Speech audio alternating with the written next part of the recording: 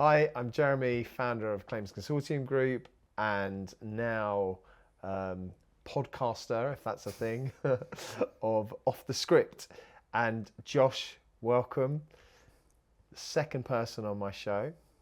I'm very happy for you to join us. So for me and for our listeners, can you just tell us who you are and what you do for the business? Yeah, so my name's Josh Southwood. I work in the adjusting department of the business. Recently joined as an adjuster technician. I've been in there about sort of a month and a half. Recently transferred over from the ops team. Yeah. So yeah. How many people in your team? So actually, official ATs. I believe there's 3. We've got one on paternity and one on maternity at the moment. So officially, it's just me and someone else. And then I think at the moment, off the top of my head, there's about 4 or 5 adjusters, maybe 6 or 7, between those ranges. And we were chatting before off air, and you mentioned about Matt Davies. Is he in your team? So Matt Davies isn't. Right. He was. So when I was in ops, we worked quite closely with Matt's in the technical team. Yeah. They deal with approving scopes, variation orders, stuff like that. So we worked quite closely with Matt when I was in the ops team, but now I'm in the adjusting department. Our paths don't really cross. No. Okay. But I still see him. I ask because I am slightly nervous because the fact that you were chatting with him, and for those who don't know, Matt Davies has been here. I think he was like the 4th ever employee in the business. I think he says that his employee number was 003. Oh, okay. Yeah. So, well, he's already shown me up, and he's not even on the show, right? So I got that wrong. But definitely, he's the oldest member of the longest serving person in the business, next to Debbie.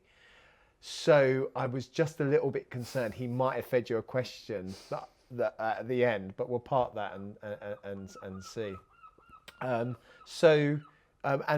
I believe you had the opportunity to test us out first, right?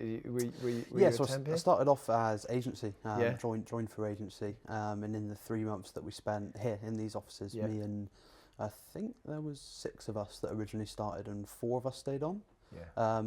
We loved it straight away. Really enjoyed the work that we were doing, the people that were helping us out, Jodie Muffett, Michael Hall, Tanya Howell, Ryan Fletcher over in the lodge, brilliant people. And we really enjoyed our time here and decided that, we each individually got offered job roles, and we all decided to, as I said, 4 out of the 6 of us decided to stay on. Oh, well, I'm delighted you did. So, I mean, there's before any of us get into the insurance or claims industry, I think there's a lot of history of people having other ideas. People don't set out generally to become a claims handler or someone in insurance, unless you did. I could, No, I definitely didn't. Definitely didn't. I started off. I had a massive love for sports when I was younger. Oh, really? As most young men do. What sports? You'll see on there. On the top one. I'm a massive. So I wasn't much into the fighting side of sports. I was much more rugby and football. Okay. Always loved football, but my forte was rugby. That's where I was great at it.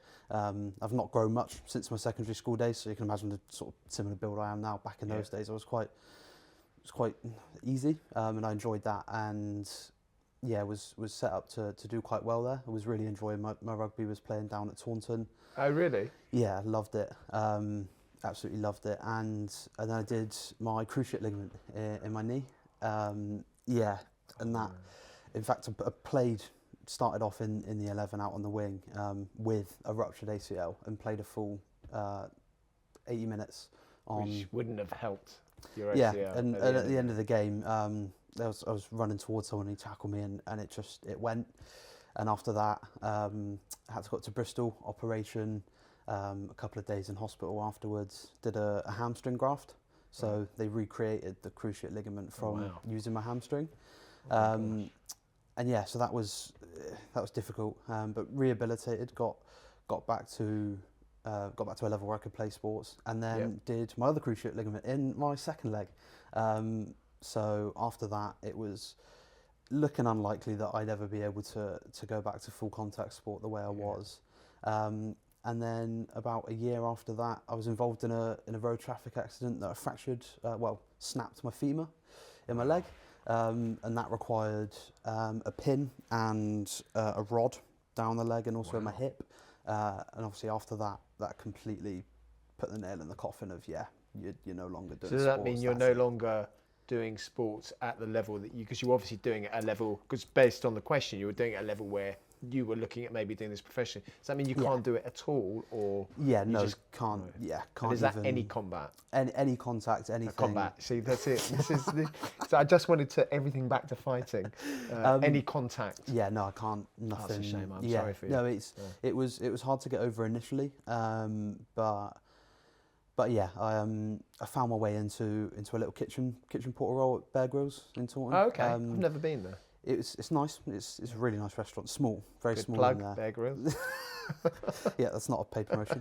And yeah, enjoyed my time there. It was different. Pot washes. It's very you're 17. You're just going in there to wash pots. Is it what it says on the tin? Yeah, exactly. Everyone's got you've got to do what you've got to do. Hotel porter for me.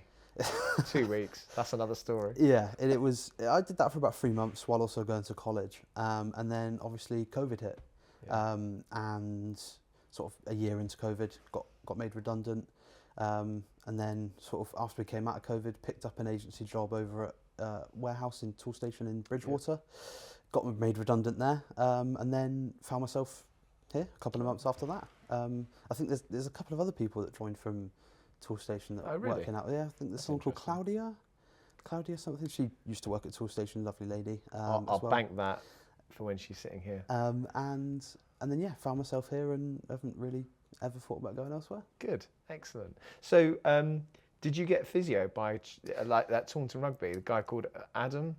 No, so that physio guy's great. I damaged myself at rugby, but I went to him and he's just so good. He's got a practice out by the Lidl, near the same guy. Tesco. He's called St John's. It's called St John's. Oh no, so I've been there as well. Yeah, my body just keeps breaking. I tried everyone. Is he Australian or? No, maybe, but I know what you mean. Yeah, he was. I got really lucky, and he was actually his son was playing an under-12s match at the game when I did my ACL. So he comes. I was screaming in pain, and he comes straight over and he said, "Yeah, you're going to need an MRI. You're going to need an X-ray. Get you booked into my physio practice." And good little plug for himself. Yeah. But yeah, he was absolutely phenomenal. He was amazing. Yeah. Home visits. I want to say John Dodds, but I might be wrong. Maybe wrong. Anyway. Yeah, his name's Dom something. Oh, okay. That I'm completely wrong. Yeah, I don't know what. So I used to like not like I was like team thirds, but I used to play for Taunton rugby.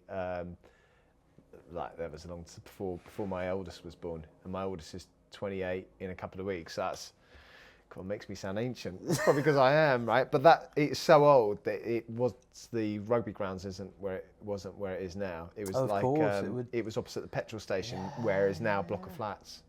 Oh God! Back in the day. Yeah. Cool.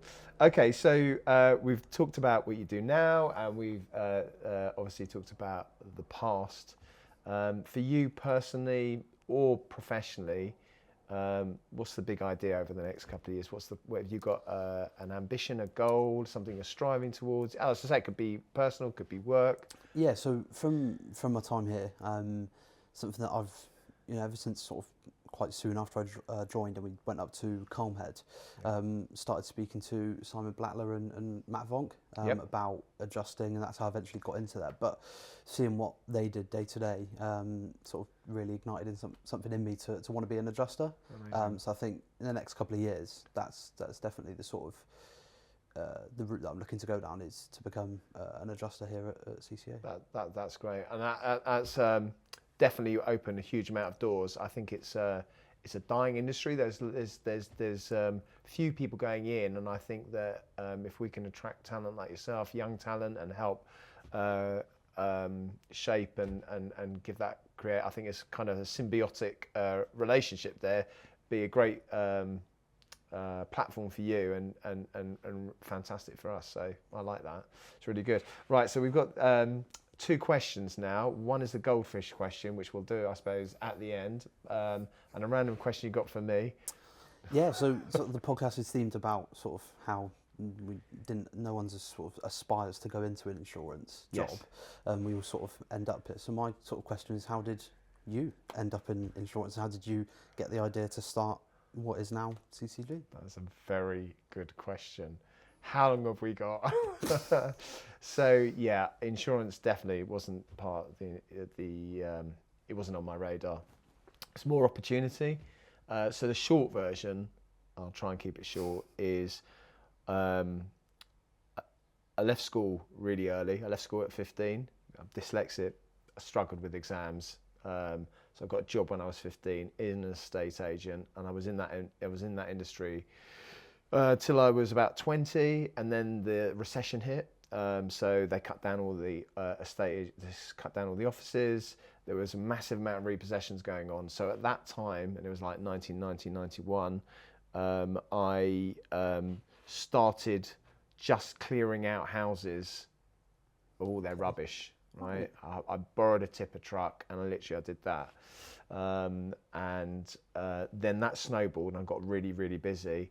I had an opportunity where one of my clients said, if you go down to the southwest, because I was in London, we'll give you all our repossessions to do. You have to go there with the bailiff, you have to do some maintenance. So I knew that would be the start of employing people. So I came down here, did that, and then formed Property Consortium in 1996. And then the 1998 or so, the economy picked up, like it was buzzing. So obviously that's no good for the repossession market. But then, coincidentally enough, the first guest, Matt, was on here. Matt used to be a client of mine. Oh, really? And he fed us, he was the first client that fed us insurance work as a building repair network. Oh. And it was through the contact with Matt that we started growing as a claims handling business. And it was in 2000 when we took on our first insurance company, and I completely ditched doing repossessions. And that was the start of it. Oh, it's really interesting. Good. Matt never mentioned that he was at first a client, so that's interesting. Yeah, well, it's so long ago. I mean, Matt and I were just chatting, and he's been here for 17 years. Yeah. We brought that up in the show before, so people will be sick of hearing of it now. But I'll try not to mention it again. So we've got this questions that I've got to go through many episodes without resisting looking at them. So what's the deal? I pick one out. You pick one out, okay, and we both answer it. And I suppose, depending on who feels confident first. Ooh. If you could live anywhere in the world, where would it be? If I get that, so, like, I mean, my answer's a little bit sad, but. You know, I really like living here. I feel like, I suppose for me, I feel like I've got a hybrid, and for me, it's about being where my family is. That sounds a bit cliche, but you know, there are certain pillars in my life: sport, martial arts, my business, my family. They're like key pillars in my life. So I think as long as I'm close to my family, that would be the place where I'd want to be. Interesting. How about you? Hopefully that was enough pause. So there's a little group of islands just off the coast of sort of north, I think it's north-east Norway, called the Lofoten Islands. It's just a beautiful place, and I've got massive respect for the Norwegian sort of social system, how the country's run.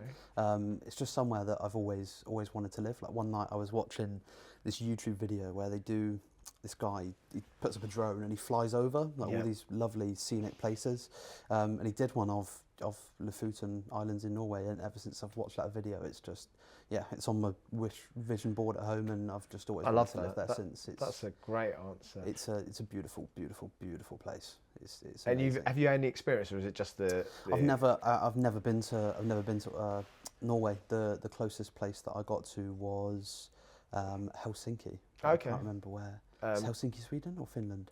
You're putting me on the spot now. I think it's Finland or Sweden. I'm not great with geographical places and where they are. My 11-year-old son is. He can tell you every country that exists in the world and exactly where they are on the map and the capital and the flag. It's insane. A skill I'm very jealous of. But there is a place, and it might be in Norway, and I'm not sure if it is, but it's definitely north. It's definitely that part of where they have World Seed Bank, and it's fascinating. Yeah. It's like this really thin sort of tunnel, and then you go in and it opens up into this massive where they keep all the seeds. Yeah, that's really cool that you know that, right? It's really it's the most bizarre thing I've ever read. I don't know, is that Norway? I think it is Norway. It's in the where middle they of nowhere. literally, people all over the world donate seeds of plants for, I suppose, if there's some sort of like massive Ice Age apocalyptic event. Yeah, it's all saved up. I'd really like to go there. What's it called? I can't remember what it's called. I think it is just called the Bank, I think or something like that. Yeah, maybe it's really the area. name. Oh, that's cool.